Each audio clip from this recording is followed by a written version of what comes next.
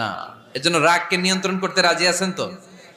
এক সাহাবী এসে বললেন, ইয়া রাসূলুল্লাহ, আউসিনি ইয়া রাসূলুল্লাহ, ও নবী আমারে নসিহত করেন, আমারে কিছু উপদেশ দেন। বিশ্বনবী বললেন, লা তাগদাব, তুমি রেগে যেও না। সাহাবী বললেন, আরেকটা উপদেশ দেন। বিশ্বনবী বললেন, লা তাগদাব, রেগে যেও না। সাহাবী বললেন, ও নবী আরেকটা উপদেশ দেন। বিশ্বনবী তৃতীয়বারের জন্য বললেন, ও সাহাবী তুমি রেগে যেও না।